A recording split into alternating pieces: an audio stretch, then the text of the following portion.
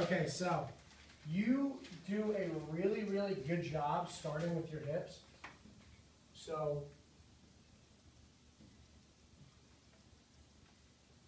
is this the angle we want or no? You tell me.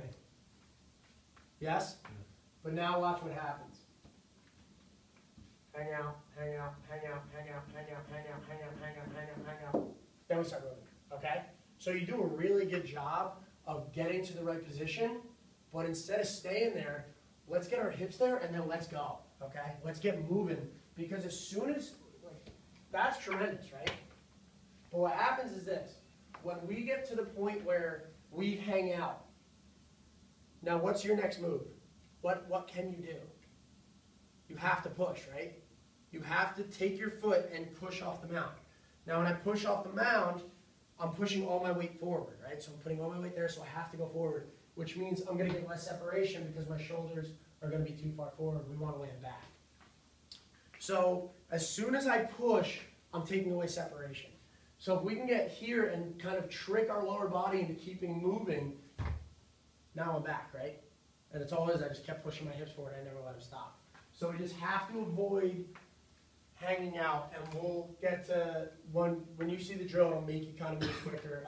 I think all three of you guys have had that so far, right? Where we kind of hung out? Okay. So I think there's a lot of you guys are going to be doing that drill. And that's a really, really good drill for velocity too.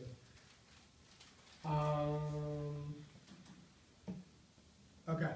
So hip momentum needs correction. Okay, so we talked inverted W yesterday, correct? Remember, so you start along the path, correct? Oh, so inverted W? You're not a foot strike yet though, so you're okay. Now, you do a really good job of correcting. You see how you start getting the baseball up? The problem though is when you start to throw harder, even when we're not at foot strike, this is still not a motion we want to be doing a lot, okay? So inverted W, we call you, like we said with him, you're in the danger zone, meaning you're towards it. But just circle needs correction because we're going to start you on that drill pattern because we're just going to clean up your arm swing. Guys, another thing, if we change any arm swing stuff as far as, you know, forearm fly out or shoulder climb, your body at first, you may miss up or down. It's just a timing thing because your body's not used to this arm path. Your body's used to 1, 2, 3, 3.2 seconds, and then we're going to get you to 2.7. Obviously, there's going to be things in your body that are going to be a little different. But that, I promise you, it'll right the ship. Your body figures out where it wants to be, okay? It's just going to take a little bit of work. Some of you might not have any issues at all. Some of you might have a little bit of a command thing, but it'll go away really, really quickly. I just want you to know that that's part of the process, and it's not like, well, now I can't throw the baseball anywhere else. You know, it's not going where it's supposed to be. Anyway, so you're starting in that path, but you do a really, really, really good job of correcting it. And as you can see, you drop your elbow to a really good position too. That you start here and then kind of go there. So we just want to get away from this movement because, you know, as you get older and you start moving quicker, you might start to get to the point where your arm's not catching up. So that line's good. Okay, your hip shoulder is pretty good. But we can absolutely maximize that even more by getting you to not use that back foot when you're pushed off the mound and really hip shift and using that momentum. And you'll see from the side. So watch your hips. Okay, we're at foot strike. Now our shoulders rotate.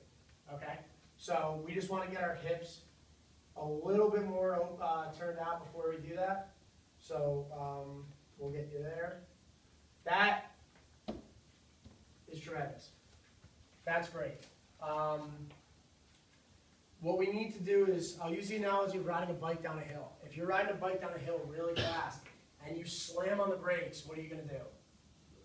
You're going to go flying over the top, right? It's kind of the same idea. So if you get here and I hit the brakes, now I got to come flying over the top of that, okay? It's the same idea. We're going to create so much energy on the top half that our arm really has to come through, okay? So that's why we really want that stiff leg. Do a really good job releasing the baseball out in front.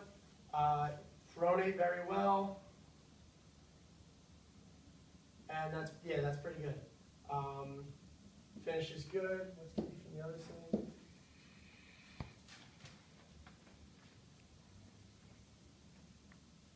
So right now you have inverted W needs correction. We put hip shoulder and hip shift momentum, correct? You have that down? Okay. Guys, if you missed something, let me know. Or something doesn't make sense.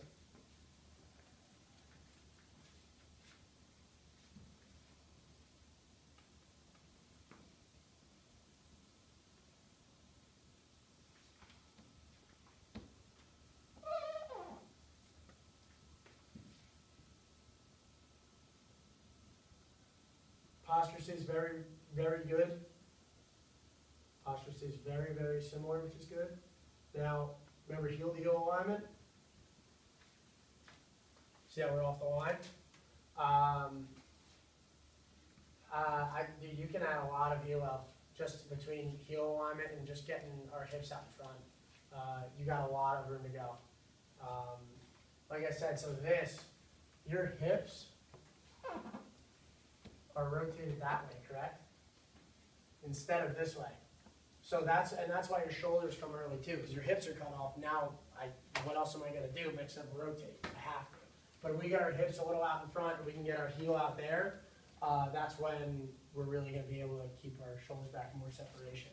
Guys, that's why that stuff we talked about, as far as the ball rolling and stuff, this is the stuff that makes it so important, is because that's what's going to get our hip able to go from here to here. It's going to open our hips a little bit more because we're just going to get really mobile and really loose in those spots. So heel alignment needs correction.